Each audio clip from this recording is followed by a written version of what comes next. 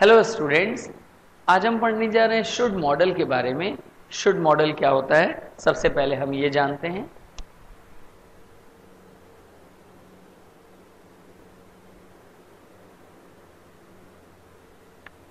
Should की basic meaning होती है स्टूडेंट्स चाहिए, ट्रांसलेशन के रूल्स के according.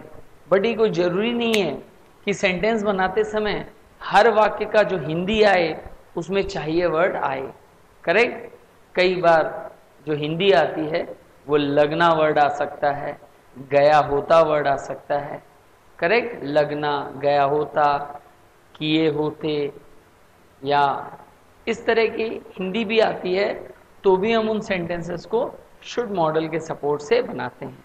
Students, as I have told you, मैंने पहले भी आपको बताया है कि हमें लैंग्वेज लर्निंग में हर चीज को ट्रांसलेशन करें ये पॉसिबल नहीं होता।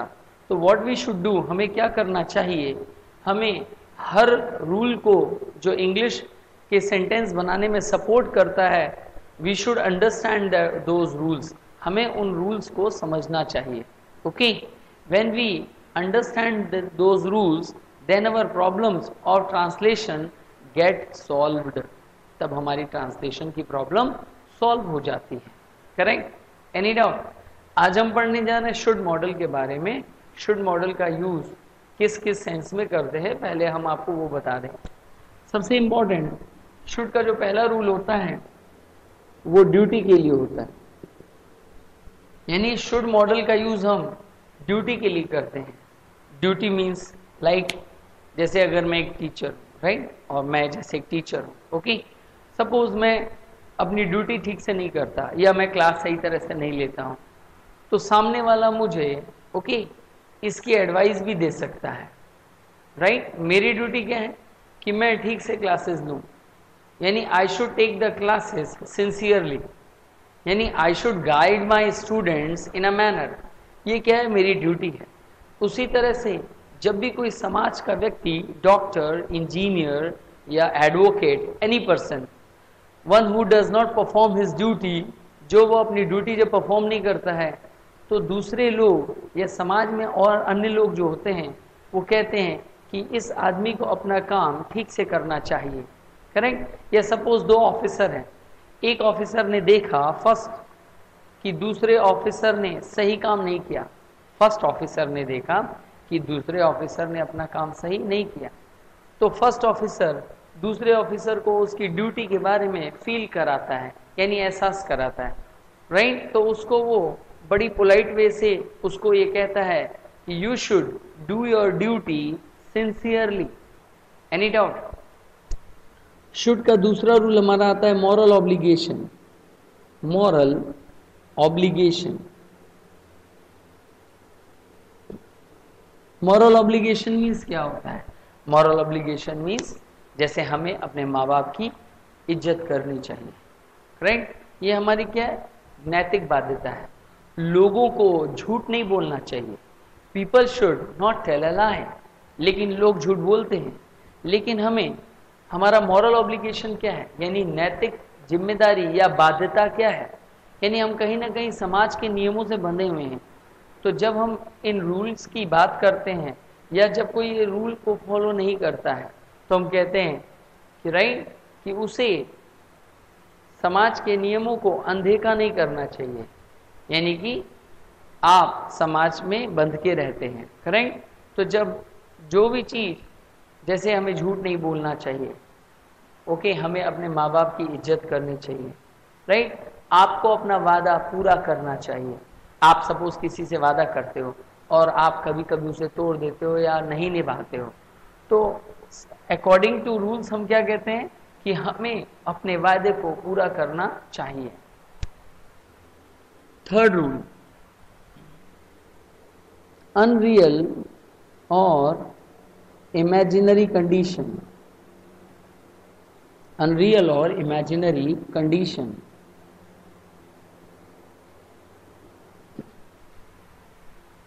जब हम अवास्तविक या कल्पनात्मक शर्त की बात करते हैं तो हम शुड मॉडल का यूज करते हैं। करेक्ट। Any doubt? जैसे कोई कंपनी मेरे दोस्त को नौकरी दे रही थी, अब मेरे दोस्त ने उस नौकरी को एक्सेप्ट नहीं किया। अब वो दोस्त मेरे पास दौड़ के चला आया और उसने कहा कि यार ब्रिजेश, मुझे वो नौकरी मिल रही थी और मैंने उस नौकरी को नहीं एक्सेप्ट किया। राइट, उसने कई बातें बताई। मैंने उससे क्या कहा, मैंने इस रूल को फॉलो करते हुए उससे कहा, यदि मैं तुम्हारी जगह होता तो उस पद को स्वीकार कर लेता। तब हम उसको इंग्लिश में बोलेंगे, if I were you I should accept the post. मैं तुम्हारी जगह होता तो मैं उस पद को स्वीकार कर लेता। Right, any doubt? इस तरह के सेंटेंसेस को हम अनरियल या इमेजिनरी कंडीशन में बनाते हैं। करेक्ट? मेरा दोस्त, ओके, उसको किसी ने थप्पड़ मार दिया, अब वो मेरे पास दौड़ के आया। राइट, उसने मुझे बताया कि ब्रिजेश, उसने मुझे थप्पड़ मारा।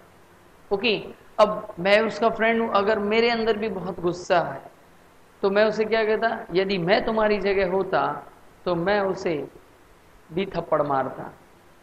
राइट, तुम तो मार खा के चले आए।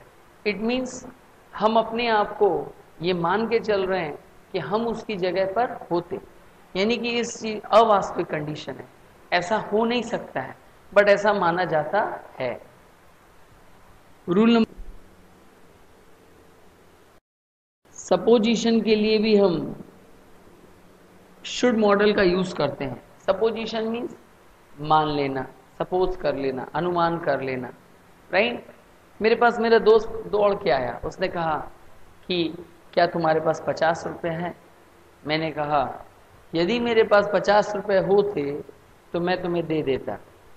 यदि मेरे पास 50 रुपए होते तो मैं तुम्हें दे देता, यानी मैं क्या कर रहा हूं, अनुमान लगा रहा हूं, सपोज कर रहा हूं। If I had 50 rupees I should give it to you. If I had 50 rupees I should give it to you. Any doubt? हमारा नेक्स्ट रूल आता है, शुड का इस्तेमाल हम जब हम शुड आई का यूज करते हैं, यानी कि स्ट्रक्चर जो हमारा सेंटेंस होता है, इस स्ट्रक्चर का इस्तेमाल हम करते हैं to ask someone for, to ask someone for permission, advice and information. जब हमें किसी से परमिशन लेने की या सलाह लेने की या सूचना लेने की जरूरत होती है तो उस समय हम शुड आई स्ट्रक्चर का यूज करके सेंटेंस बनाते हैं। राइट, सपोज हम लोग 5 लोग किसी प्रोजेक्ट पे काम कर रहे हैं और डाउट हो गया, तो अब मैं अपने फ्रेंड से कह रहा हूं, राइट, हमें क्या करना चाहिए, क्या करना चाहिए। राइट, हमें क्या करना चाहिए। तो ये क्या है, एक तरह से हम उससे क्या कर रहे हैं, उससे एडवाइस लेना चाह रहे हैं। क्या करना चाह रहे हैं, एडवाइस लेना चाह रहे हैं। Right, okay, any doubt? किसी चीज का लाइफ में कंफ्यूजन है। राइट, मान लीजिए मैं कोई प्रोफेशनल कोर्स कर रहा था, मैं कोई प्रोफेशनल कोर्स कर रहा था। राइट, अब मुझे उस कोर्स में कंफ्यूजन हुआ तो मैंने अपने दोस्त से पूछा, यार अब ये कोर्स अच्छा नहीं लग रहा है, अब हमें क्या करना चाहिए। यानी उस कोर्स की मार्केट वैल्यू सपोज कम हो रही है, या उस कोर्स को करने के बाद भी जॉब्स नहीं मिल रही हैं, तो मैं अपने दोस्त से क्या करूंगा, उसको बोलूंगा should I, right, what should I do now. मैं उसको क्या बोलूंगा, what should I do now, अब मुझे क्या करना चाहिए। इस तरह की सिचुएशन में हम शुड आई स्ट्रक्चर का यूज करके सामने वाले से कुछ पूछते हैं। Rule number 6,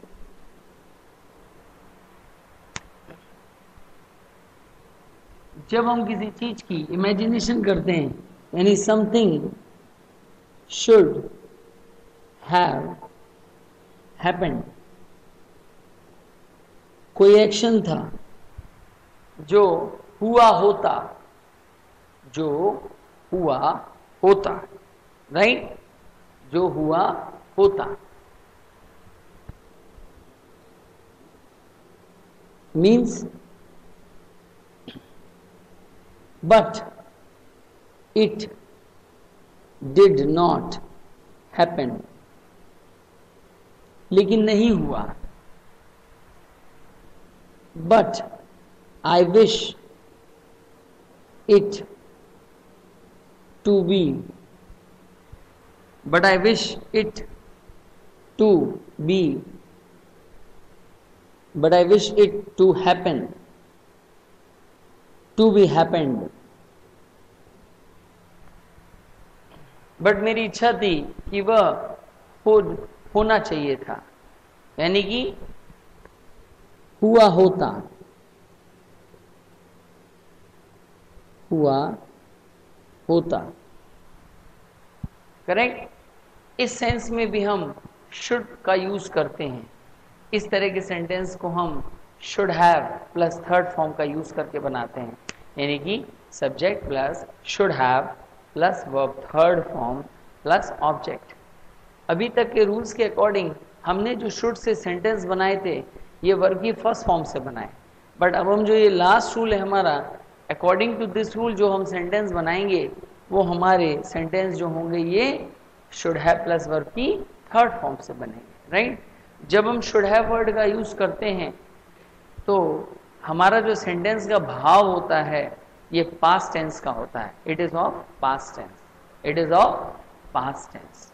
any doubt students? अब इन सारे रूल्स को सेंटेंस के एग्जाम्पल्स के साथ एक बार फिर से देखेंगे।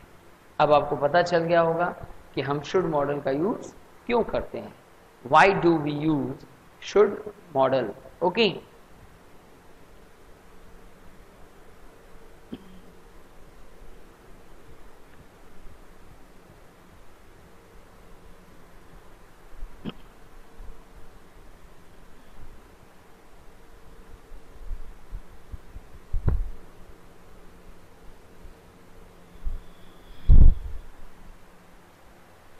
सबसे पहले हम बात करते हैं ड्यूटी की। इसका एग्जाम्पल मैं लिखता हूं। ड्यूटी का मतलब होता है कर्तव्य, right.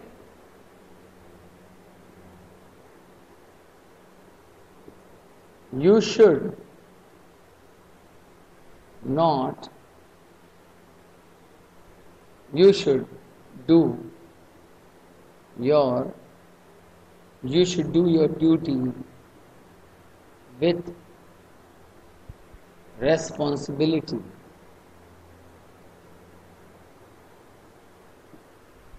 You should do your duty with responsibility. Correct?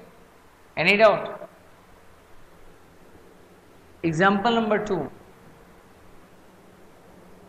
You should work sincerely.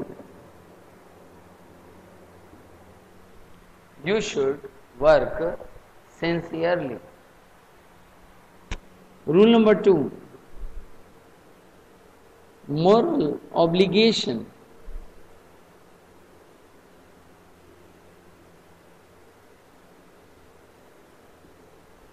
Moral obligation.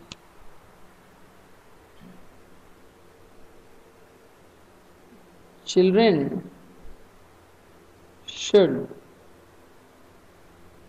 respect their parents. Children should respect their parents. We should not tell lie. We should not tell lie. Correct? Okay. We should not tell lie. ये क्या है? हमारी नैतिक बाध्यता, means हम लोग समाज से जुड़े हुए हैं, बंधे हुए हैं। जो चीज समाज के हित में नहीं होती है, अगर कोई उसे करता है तो वहाँ हम मॉरल ऑब्लिगेशन रूल को अप्लाई करके सामने वाले को उस चीज को मना करते हैं। सपोज अगर किसी को गाली देने की आदत है, राइट, तो हम उसको क्या बोलते हैं, आपको गाली नहीं देना चाहिए। इट मीन्स उसको डिसिप्लिन में रहना चाहिए, right, he should follow the rules and regulations. Okay, we should follow the rules and regulations of the society, right, we should follow the rules and regulations of the society। यानी समाज के भी कुछ rules होते हैं, उसको हमें क्या करना चाहिए, फॉलो करना चाहिए। Any doubt? हम आते हैं थर्ड नंबर रूल पे, give advice.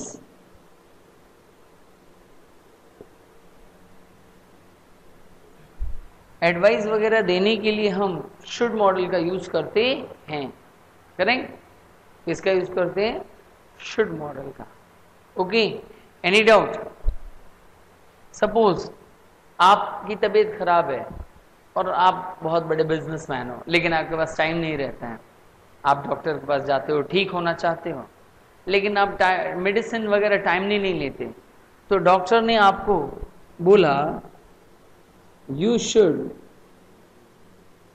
Take medicine timely. But doctor आपसे क्या कहता है, मेडिसिन आपको समय पर लेनी चाहिए, right, you should exercise regularly, you should exercise regularly. आप अपनी इंग्लिश बहुत अच्छी करना चाहते हो, you want to improve your English, but you don't do hard work, you don't do practice. So मैं आपको क्या सजेशन देता हूं, क्या एडवाइस करता हूं, आपको इंग्लिश की और प्रैक्टिस करनी चाहिए, right, you should practise English language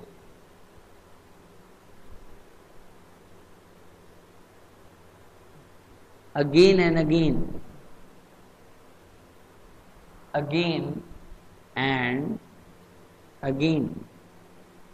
आपको इंग्लिश लैंग्वेज की बार बार प्रैक्टिस करनी चाहिए, because by practice only you can improve your English, right. अब आप सीनियर हो, आप मेरे स्टूडेंट्स हो, सीनियर हो, जबरदस्ती तो मैं फोर्स करूंगा नहीं, तो मैं क्या करता हूँ, व्हाट डू आई डू, मैं आपको एडवाइस करता हूँ। आप चाहते तो हो कि हाँ मेरी इंग्लिश अच्छी हो जाए, my English should be improved, but how, कैसे? तो हमें क्या उसका सॉल्यूशन मिलता है, द सॉल्यूशन इज व्हाट, कि we should practise English language more and more. लेकिन आप अगर हमसे सलाह लेते हो तो मैं आपको सलाह क्या दूंगा, you should practise English language more, you should practice. Practice मैं लिखना भूल गया था स्टूडेंट्स, अब मैंने लिख दिया है, ओके, प्रैक्टिस वर्ड, इसको नोट कर लीजिए।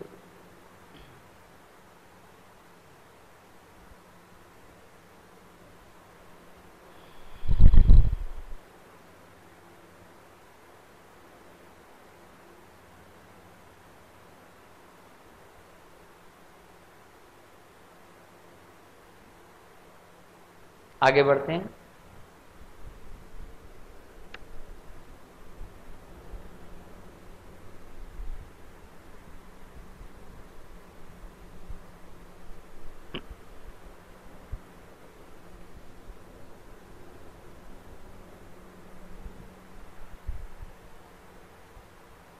Rule number 4,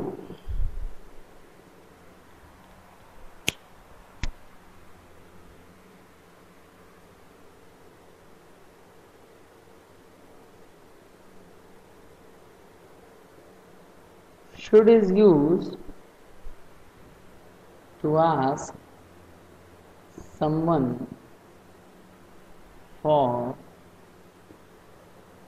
advice, permission or information. क्या करना चाहिए?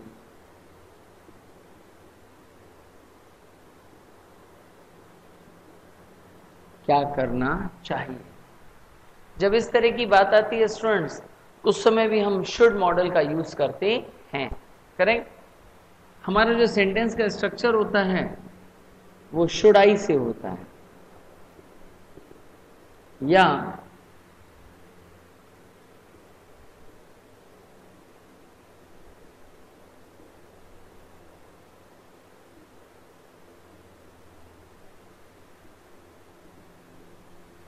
इस तरह से हम सेंटेंस स्ट्रक्चर बना के इस रूल को यूज करते हैं, राइट? मान लीजिए मैं कोई कोर्स कर रहा हूँ, राइट? मान लीजिए मैं बीए कोर्स कर रहा हूँ और मुझे मेरे फ्रेंड ने रिकमेंड किया, राइट? मैं बीए सेकेंड ईयर में हूँ और मेरे दोस्त ने बताया क्या बीए कर रहे हो, अपना टाइम तुम यूज नहीं कर रहे हो, तुम्हें बीए नहीं बीकॉम करना चाहिए। तो मैं अब अपने दोस्त से कहूँगा कि अब मुझे क्या करना चाहिए? What should I do now? अब मुझे क्या करना चाहिए? मैंने अपने दोस्त से पूछा, राइट? मैं तो 1.5 साल एग्जाम अपना पास कर चुका हूँ, इस समय मैं बीए सेकेंड ईयर में हूँ। तो मेरे दोस्त ने मुझे एडवाइस दी, you should leave BA, you should leave BA, आपको बीए छोड़ देना चाहिए, and you should join BCom, और तुम्हें बीकॉम ज्वाइन कर लेना चाहिए, राइट? ये मेरे दोस्त क्या कर रहा है? मुझे एडवाइस कर रहा है। जब हम कहीं पर कंफ्यूजन में होते हैं तब हम वहाँ पर इस शुड आई या व्हाट शुड आई या व्हाट शुड वी, इस तरह से हम सामने वाले से सजेशन लेने के लिए अपने सेंटेंस को बोलते हैं। मान लेते हैं हम लोग 5 दोस्त एक प्रोजेक्ट पे काम कर रहे हैं, राइट? और 5 दोस्त किसी पॉइंट पे जाके फंस गए, तो अब एक दूसरे का हम चेहरा देखेंगे और क्या बोलेंगे? अरे अब हमें क्या करना चाहिए? तो what should we do next? हमारा सेंटेंस क्या बनेगा? What should we do next, यानी अब हमें आगे क्या करना चाहिए। इस सेंस के लिए भी हम शुड मॉडल का यूज करते हैं। क्या यूज करते हैं? शुड मॉडल का, ओके?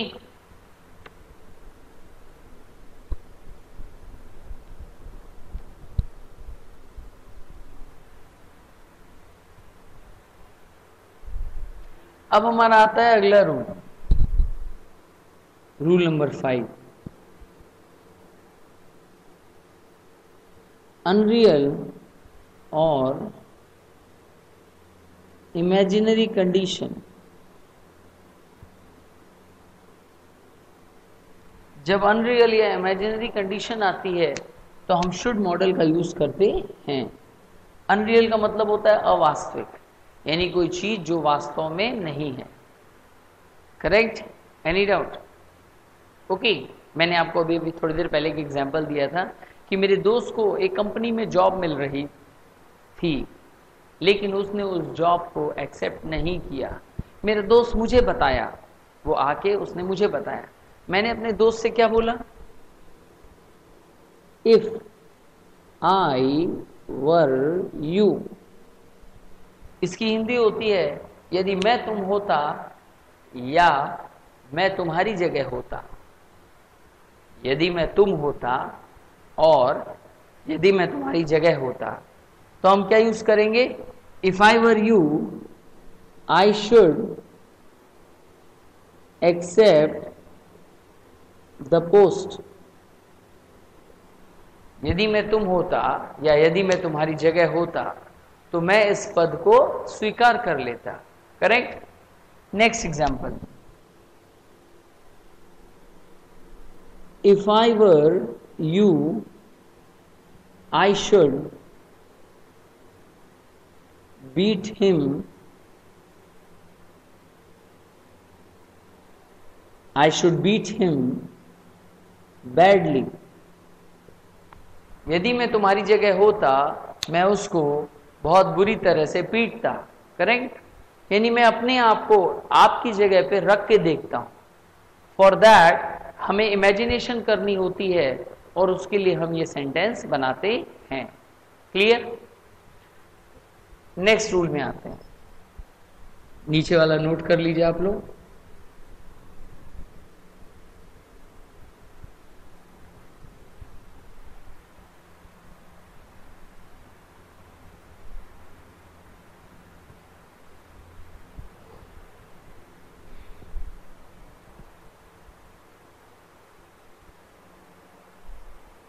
नोट कर लिया. Rule number 6, supposition. Supposition means होता है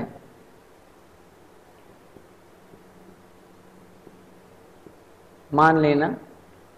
राइट. सपोजिशन मीन्स मान लेना. ओके.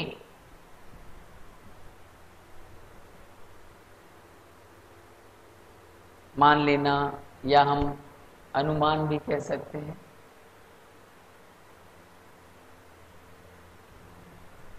अनुमान करना.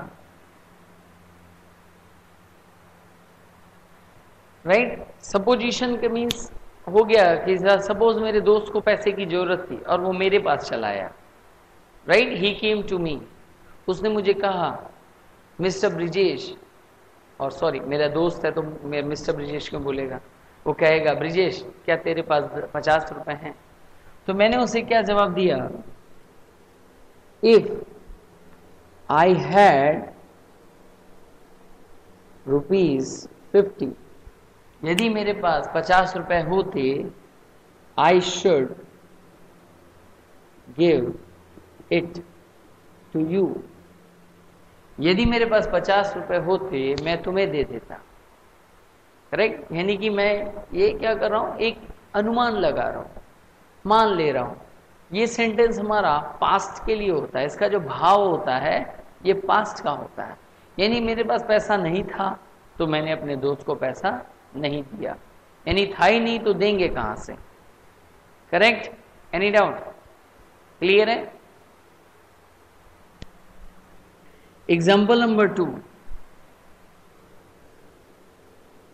If I had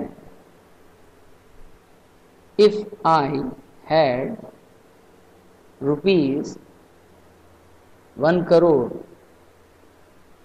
यदि मेरे पास 1 करोड़ होता, I should get the hospital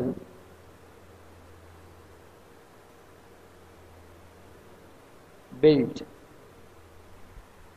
I should get the hospital built. Right? यदि मेरे पास 1 करोड़ होता, I should get the hospital built. मैंने हॉस्पिटल बनवाया होता. यानी कि मैं क्या कर रहा हूं, इस चीज का अनुमान. यानी कि मैं सपोज कर रहा हूं. होता तो हॉस्पिटल बनवाते. पैसा था ही नहीं तो हॉस्पिटल भी नहीं बना. Any doubt. अब आते हैं हमारे अगले रूल पे.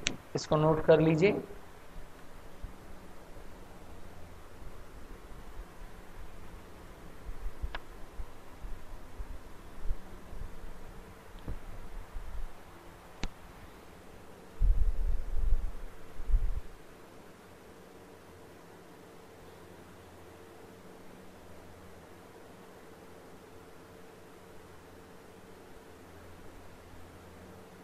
When an action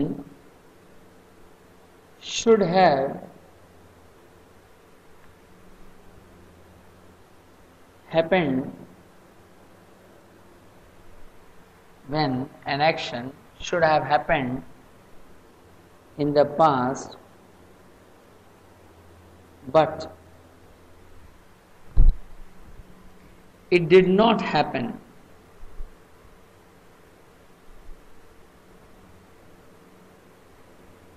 but I wish it but I wish it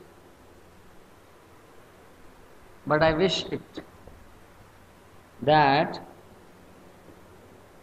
to happen, right? Okay, यानी कि पास्ट में कोई काम जो नहीं हुआ बट मेरी इच्छा थी होना चाहिए था, हुआ होता। What is the sense? हुआ होता, हुआ होता, correct. Example,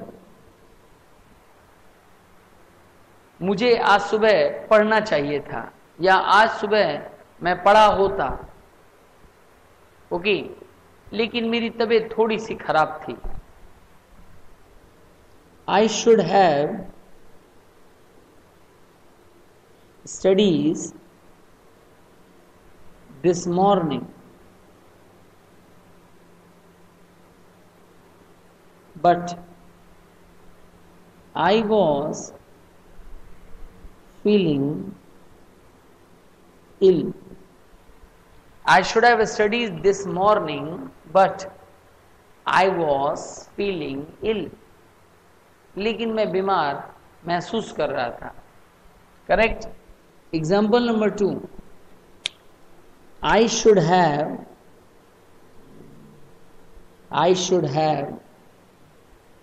called my mother. I should have called my mother, but I forgot. लेकिन मैं भूल गया।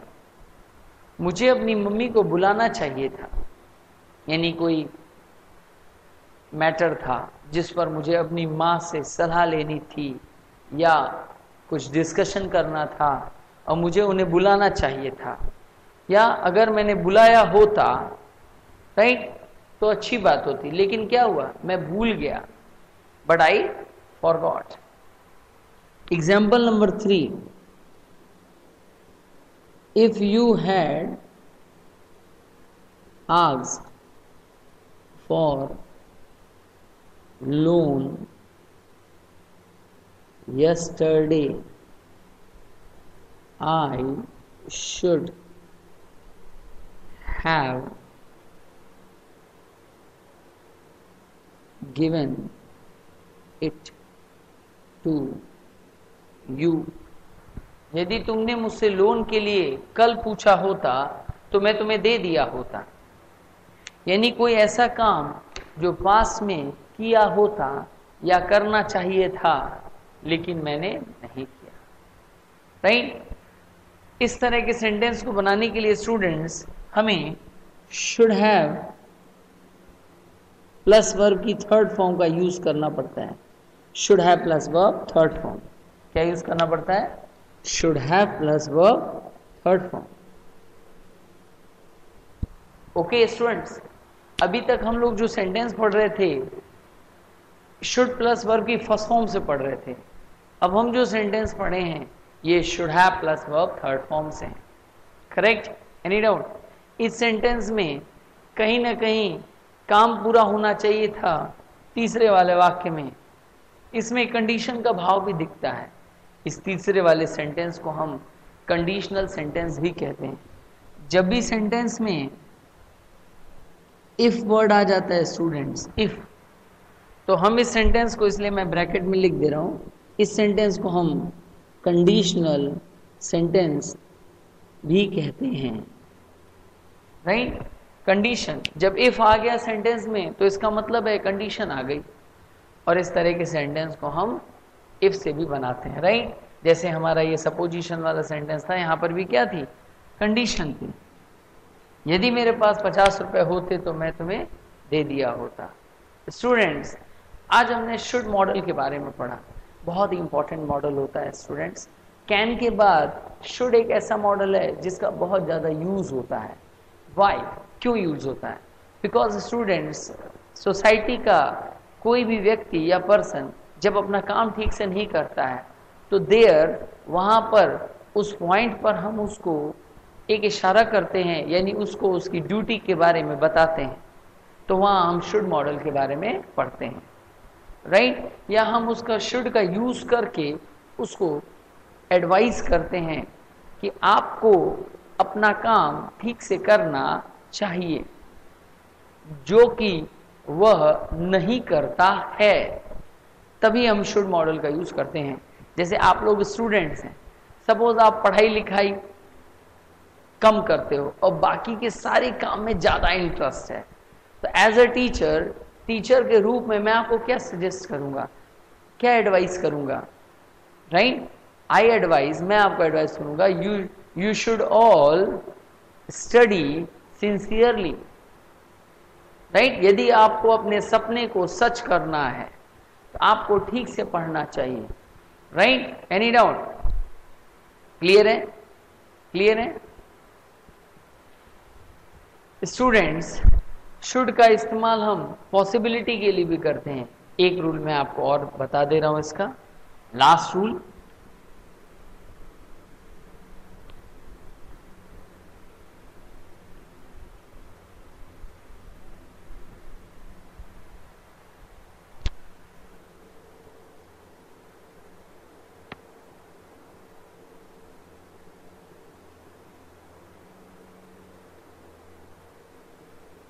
पॉसिबिलिटी मीन्स संभावना होती है, राइट। जैसे ये मार्कर है, ये अच्छी कंपनी का मार्कर है, कैमलिन कंपनी का मार्कर है, करेक्ट। तो इसको ठीक से काम करना चाहिए। तो हम इसका एग्जाम्पल क्या लिखते हैं, this is a costly pen या मार्कर, राइट। ये कॉस्टली मार्कर है, okay. It should behave well, इसको ठीक से व्यवहार करना चाहिए।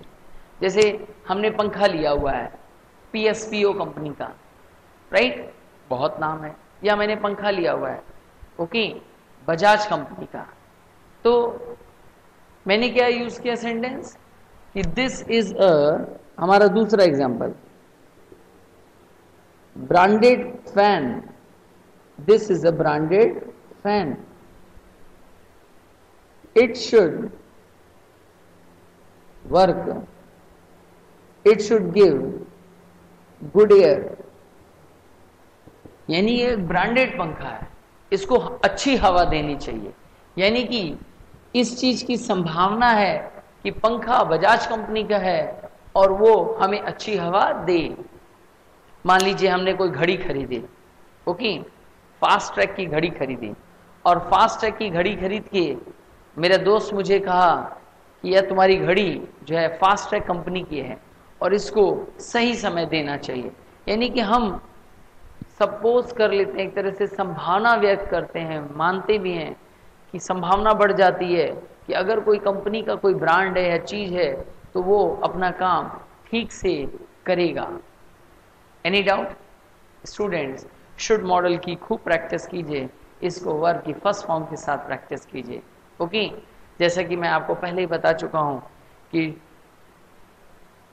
पॉजिटिव सेंटेंस स्ट्रक्चर बनाने का फॉर्मूला होता है subject plus should plus verb first form plus object. मैं इसको एक बार आपको फिर से लिख के भी दिखा दे रहा हूं।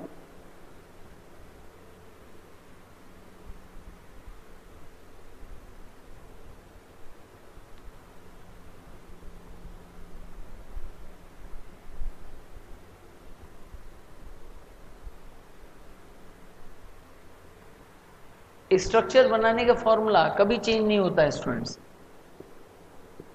जैसे आपने पिछली बार कैन मॉडल पढ़ा था तो आपने फॉर्मूला बनाया था subject plus can plus first form plus object. आज हम शुड पढ़ रहे हैं तो आज हमारा फॉर्मूला है subject plus should plus verb first form plus object. हमारा नेगेटिव सेंटेंस फॉर्मूला होगा subject plus should plus not plus verb first form plus object, right. हमारा इंट्रोगेटिव सेंटेंस फॉर्मूला होगा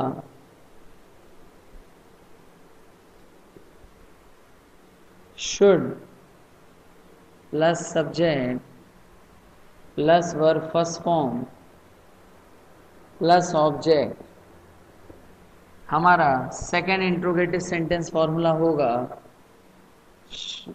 question word plus should plus subject plus verb first form plus object, right. इसी तरह से हमारा चौथा formula भी होता है जिसको हम इंटरोगेटिव नेगेटिव सेंटेंस स्ट्रक्चर कहते हैं। Okay, interrogative negative sentence structure.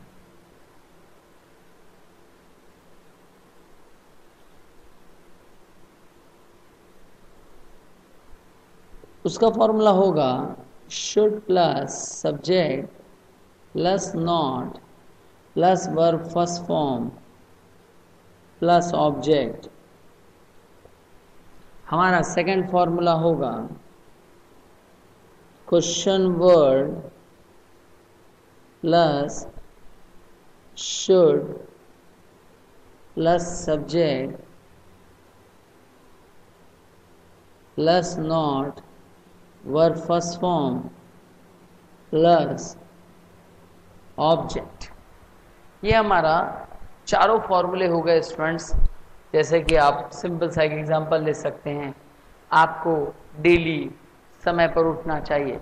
Suppose अगर कोई लेट उठता है तो उसको आदमी सजेशन दे सकता है, एडवाइस दे सकता है, you should get up early in the morning. किसी को नेगेटिव एडवाइस तो दी नहीं जाएगी, you should not get up early in the morning, right. Any doubt? अगर कोई गलत काम करता है तो उसको सलाह दी जाएगी, you should not do this. या आप अगर कोई गलती कर दिए तो आपको कोई कहेगा, you should not repeat the mistake. मैं एक एग्जाम्पल भी लिख दे रहा हूं, you should exercise daily. Example number 2, you should not repeat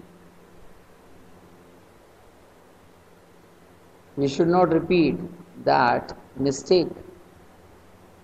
You should not repeat that mistake. आपको उस गलती को दोहराना नहीं चाहिए। इसका मतलब है गलती उसने दोहरा दी होगी, राइट। Example number 3,